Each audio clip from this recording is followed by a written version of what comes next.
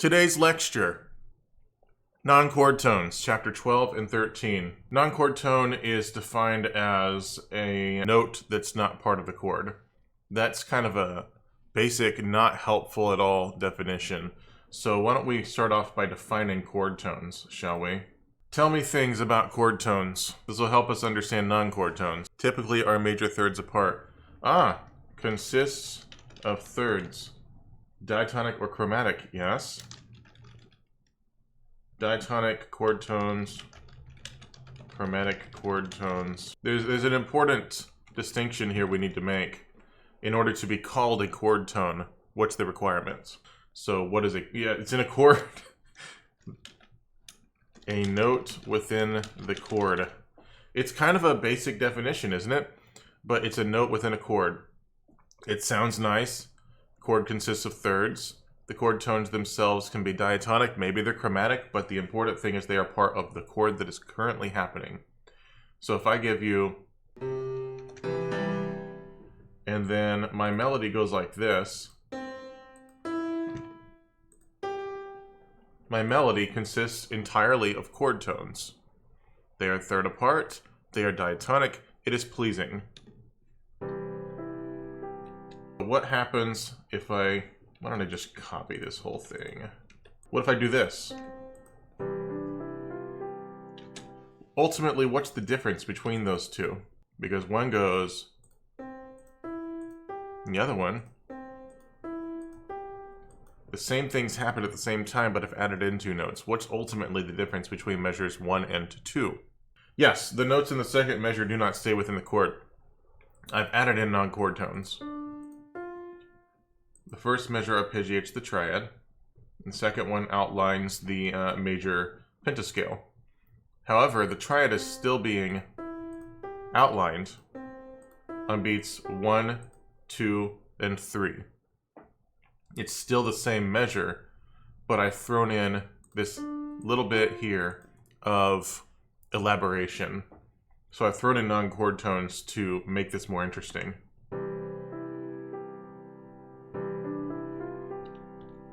I could write a whole composition like this. If I do 1, 4, 5, 1,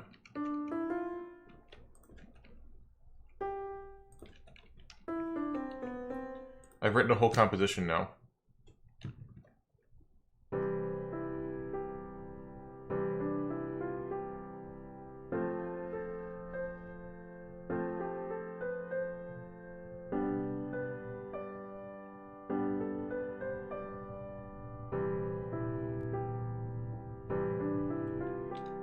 Ooh, what if we invert that last measure?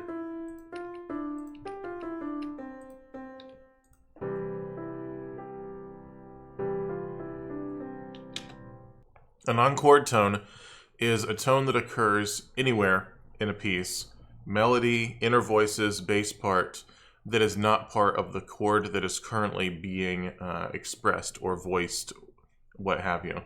So it could be something as simple as what I did, where I took a triad arpeggiation and threw in tones in between the triad tones to create a scale, a pentascale in that case.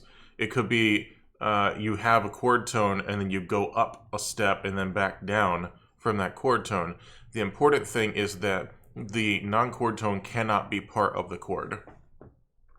When we know about harmonic rhythm, then it becomes easier to understand whether something is a non-chord tone or not, because with harmonic rhythm, the rate at which the chords change determines, okay, we've got a C major chord for 2 measures. That's what I just now did.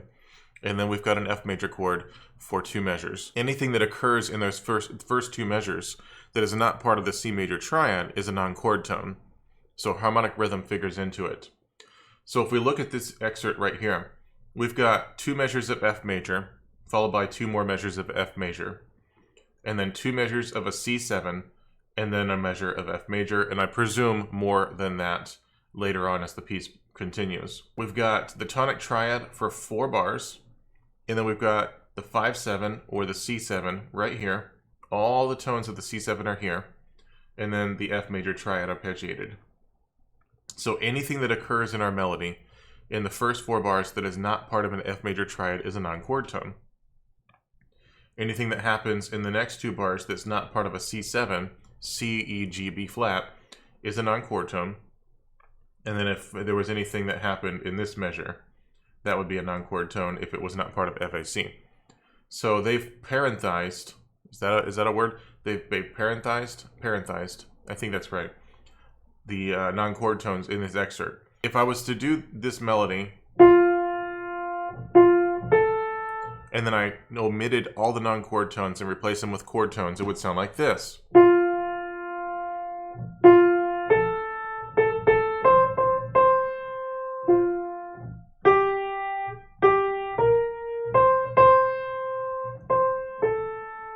That's not very pleasing, is it? Now let's throw in those chord tones, those non-chord tones.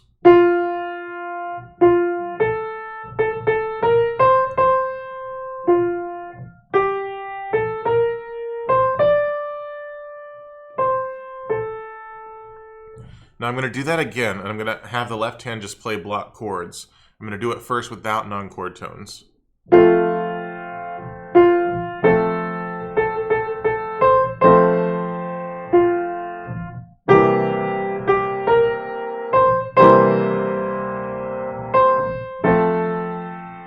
That doesn't sound terrible, it's just not interesting.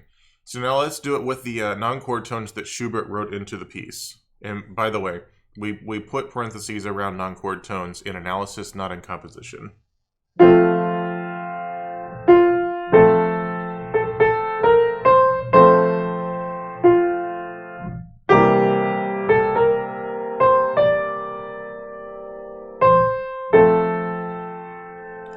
You hear how it's way more interesting, and just for a moment, there's a bit of a dissonance, because non-chord tones are in their nature dissonant, but not long enough for it to matter. If I were to replace the melody with just the non-chord tones, it would sound like this.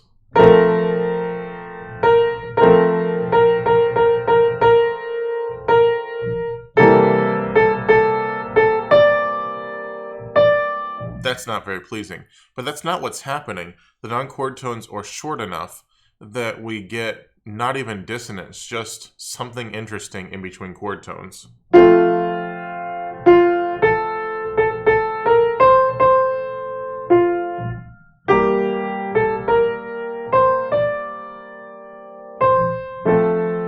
I don't even hear the dissonance except perhaps measure 3. And only then barely. So, first requirement of a non-chord tone: isn't part of the beat.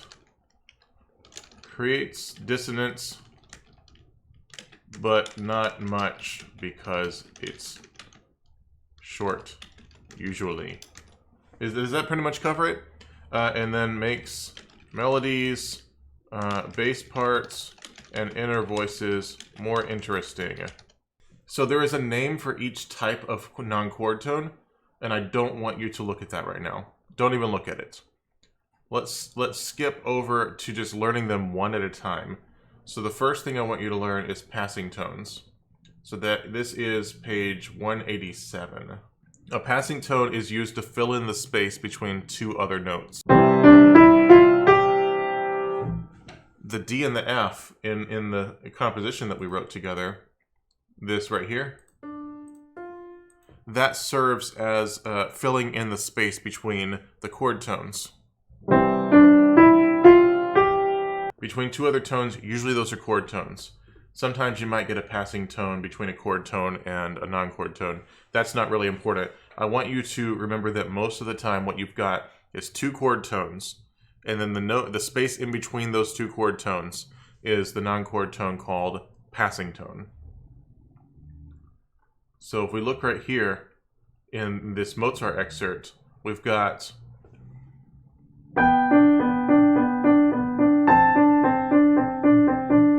and then for a brief moment, there's a passing tone between the G and the A. The only possible note that it could be is G sharp. And that's not, we're not changing the chord to a G sharp something.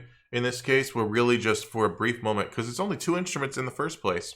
For a brief moment, we're just going to create a chromatic passing tone. So then look over here. Our melody without non-chord tones in measure 90 would sound like this.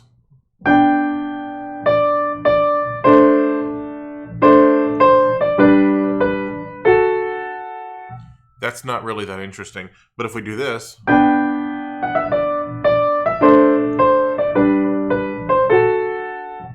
and then from there, we're doing a D7, and we're throwing in all kinds of passing tones.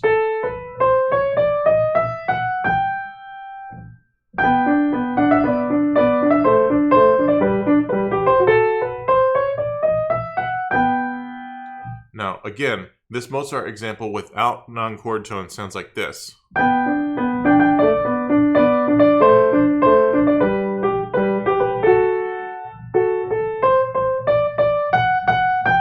And that's just not interesting. So what you should be noticing is that passing tone is lots of scale stuff. Moving on to the next type, and I'm giving a brief overview here in the time we have because I'm going to come back and give more examples of each one on tomorrow's video. Let's see, edit members in the weak beats, passing tones. We're ignoring this for now.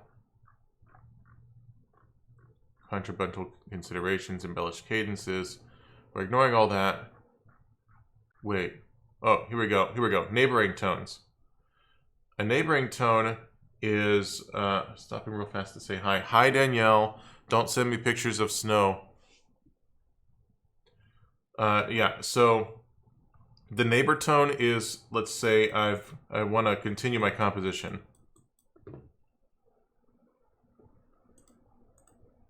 So we're going to start a new section on the dominants, because that's what you do.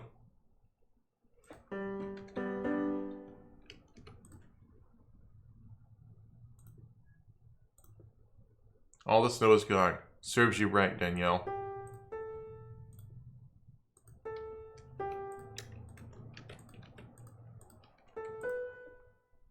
So what we've got here is the central note of the melody in measure 9 is G, the root. And over here is B, the third.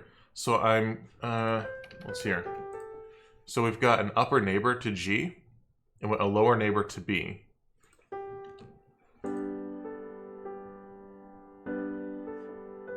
It's genius, I say. So that is neighbor tone. A neighbor tone could be an upper neighbor. It could be a lower neighbor. The point is you return to the chord tone that you departed from. So look in the book. Right here, a step away from G, going up to A, and back down to G. And then we step away from G, down to F sharp, and back up to G. Those are both chord tones. Melodically speaking, all I've said is G. So the first thing they want you to see is this chromatic passing tone. C, C sharp, D. And then the melody is basically just saying, but we're going to embellish it with two non-chord tones that are both neighbor tones. And then we continue. And that motif of is going to get used down here in the left hand. So I'm going to play through this example one more time. I want you to hear the chromatic passing tone in the lower alto voice. Then I want you to hear this motif of embellishing G. And then hear that same motif used down here in the left hand, embellishing C.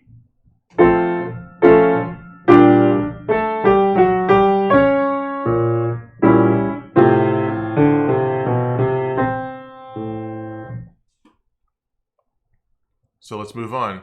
The next two that we're going to deal with are suspension and retardation. So the important thing to note with suspension and retardation is that they are both accented non-chord tones.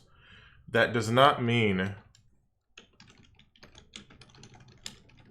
a written accent. It means they appear on strong beats or the strong part of the beat. The suspension resolves downward. The retardation resolves upward. So if I was to then continue this composition, and now I want to have a suspension followed by a retardation. So the suspension is I'm suspending B. And the trick with suspensions and retardation is understanding that you don't know what tone is being suspended until you see where it ends up. So I don't know when C occurs that I'm suspending B until we get to B. And now I realize I've been suspending the third. And then right here is a retardation of the third. So I start on A and I resolve upward. So a suspension and a retardation of the third.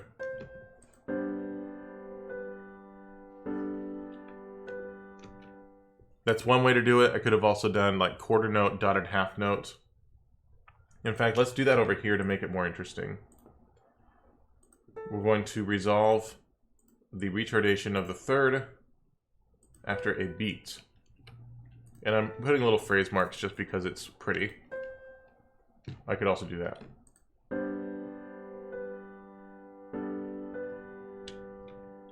Those are both non-chord tones that resolve to the third of the triad, which is B. The important thing to note is that not every type of non-chord tone resolves. In order to resolve, a non-chord tone has to be accented, meaning appearing on a strong beat or on the strong part of a beat. And it's suspension and retardation that we're talking about specifically here when we talk about resolution of non-chord tones. Because right here, these are neighbor tones that don't occur on the strong part of a beat or on a strong beat. So we don't refer to them as having resolved. So the Appoggiatura involves overshooting your goal. Appoggiaturas consist of a skip or a leap toward the chord tone, then go a step above it instead. So then the Appoggiatura is actually an accented non-chord tone. This could be a skip or a leap upward. It could be a skip or a leap downward. The trick is that we're going to arrive on an accented non-chord tone. It's essentially going to behave as a suspension or a retardation, and then resolve in the opposite direction of the skip or leap that led to it. So it's a more complicated version of the suspension retardation. If we look at the example, what we've got is essentially a suspension and a suspension. So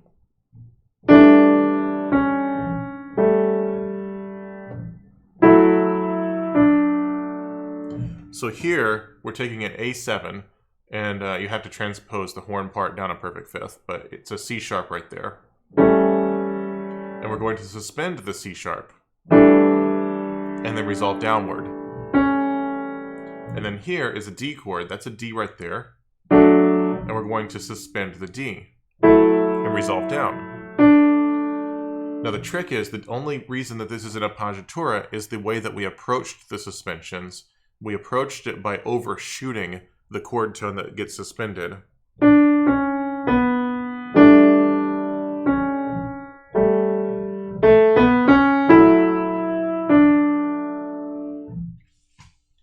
This is Tchaikovsky's Symphony No. 5, Movement 2. I recommend listening to it. It's really, really good. And it has a lot of different cool types of non-chord tones, a lot of suspensions and Appoggiaturas. Escape tones. An escape tone is where, instead of resolving by step to a chord tone, we're just escaping away from a chord tone at the last second, and then skipping downward towards the chord tone. I'm going to define it first.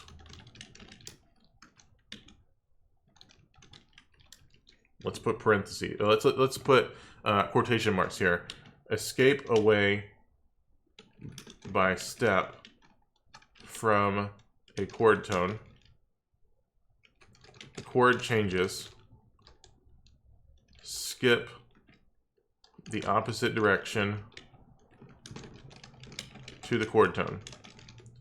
So This kind of looks like an appoggiatura, except that we arrive on a chord tone after the skip. So the idea here is I'm going to play this Haydn example, but without doing the escape tone.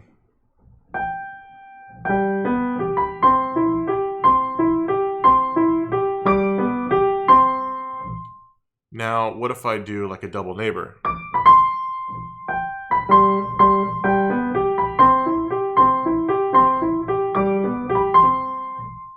And that works, there's a skip happening. But what Haydn wants to do is actually leap down, or skip down towards the chord tone.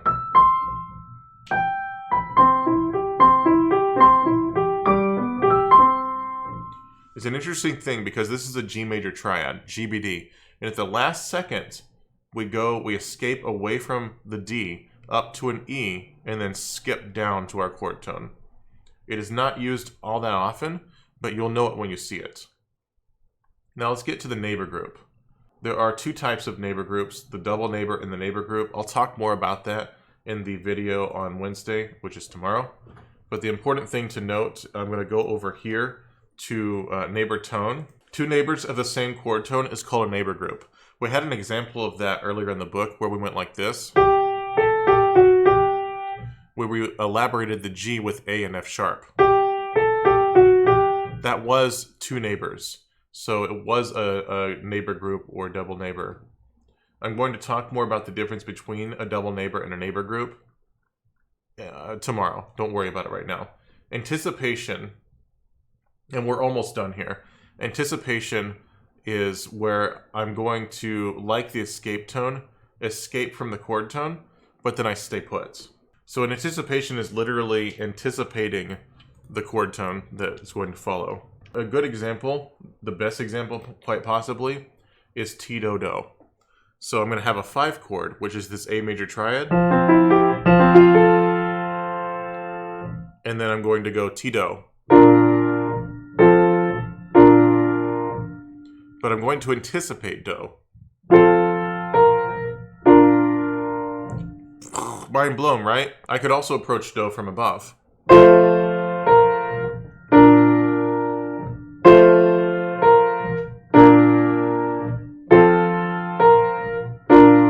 It's mind-blowing stuff, isn't it?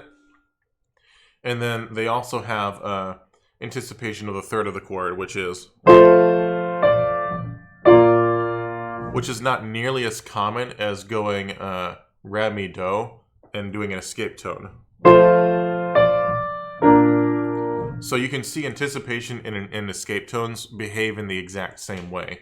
The idea is that we're going to escape from a chord tone of the preceding chord, but then we're going to find a chord tone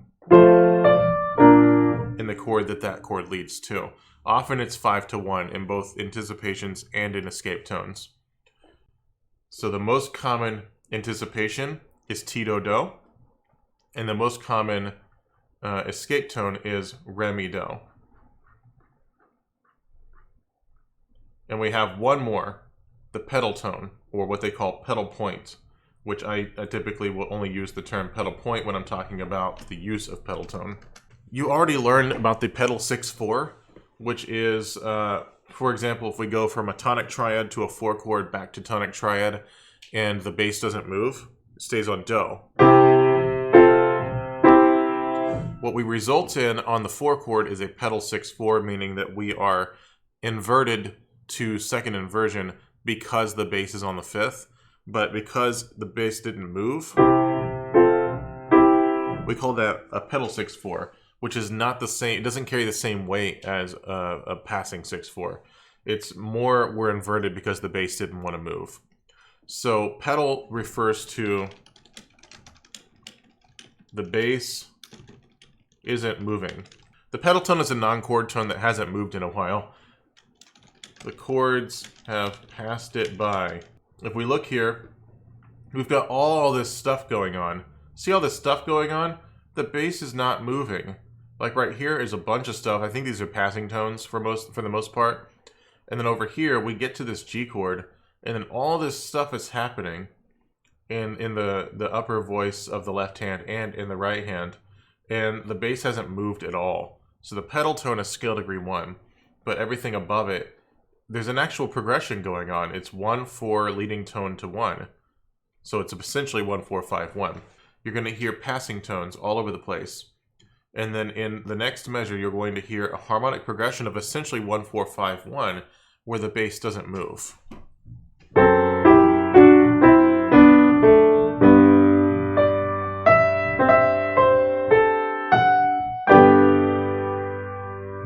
So what you heard in the penultimate measure of the example was... That might sound familiar. So I'm going to do this again where the pedal tone is actually behaving.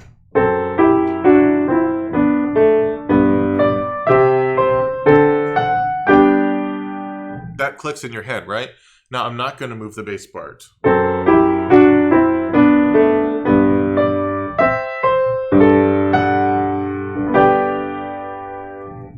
Let's do this again. The little trick about pianos is that the middle pedal will only hold what is being pressed down when you push the middle pedal. So I'm going to use that to cheat and get that G ready. Okay, here we go.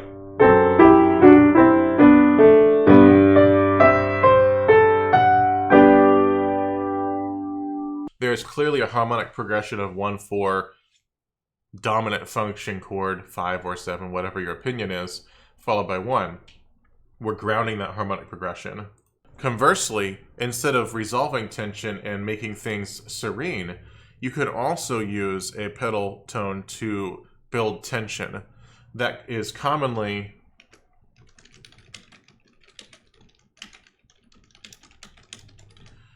scale degrees 1 or 5 is a way to build tension with a pedal tone. I know that you are all band people that are in my class, so no doubt you have heard Holst's band suite in E flat. But as a refresher, the melody is...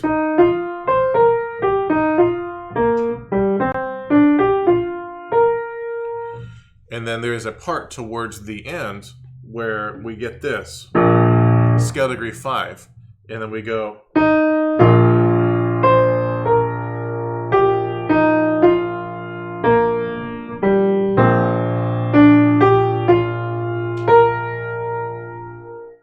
And then it happens again.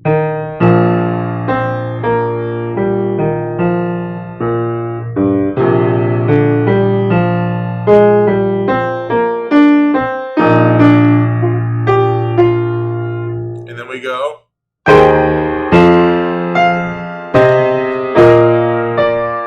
And the tension gets resolved, but only after we worked through the melody 2 total times. At that point, we resolve the tension. So in that case, if you use scale degrees 1 or 5, you can build tension. If you do like an arrangement of a hymn and you want to get real creative, or if you're playing for a church and you want to get real creative with your stuff, let's take one of the hymns for class piano. Oh yeah, I'm going to take Morning Has Broken, which is one of the pieces that have been assigned for class piano. I'm going to build tension with scale degree 5. So let's do one time through of the hymn without that.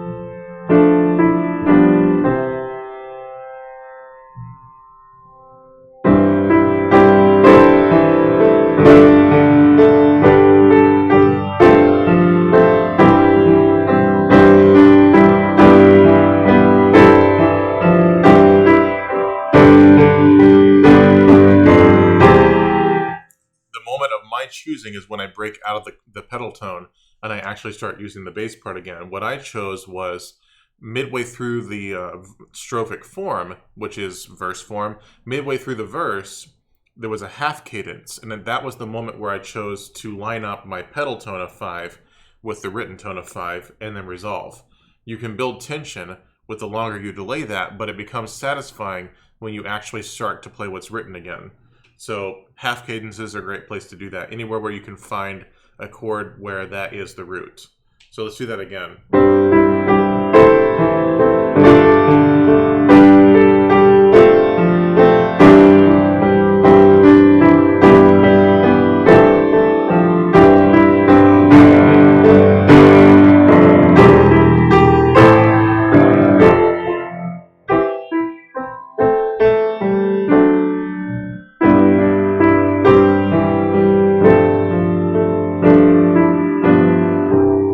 And I used it as a way to dissipate the tension that had occurred. And that is, let's see, let's count. 1, 2, 3, 4, 5, 6, 7, 8, 9. There are 9 that we've talked about. And just for kicks and giggles, let's go and check out that chart that I told you not to look at. Let's see, 1, 2, 3, 4, 5, 6, 7, 8, 9. Yeah, that is 9 total. So here's a chart I want you to look at. I want you to look at that chart. I want you to look at what we have in the Google Doc, because I have the link of the Google Doc always available in the YouTube archives of the lectures. Refer back to that Google Doc. Look at page 185, or if you're watching the video, obviously you can just pause right here. Passing tone approached by step, left step in the same direction. That's a really bad way of classifying, but hey, if you learn the definition, you can come back to this as a way to sort of test yourself. A neighboring tone is a step in the opposite direction. So what you could do is you could test each other. You could say step in same direction, and then the other person could say, that's passing tone, and then they could say the better definition, which is it's a note in between 2 chord tones. Or neighboring tone, approached by step in opposite direction. You could say that's neighboring tone, and it's really you're elaborating a chord tone by stepping away from it and stepping back in either direction.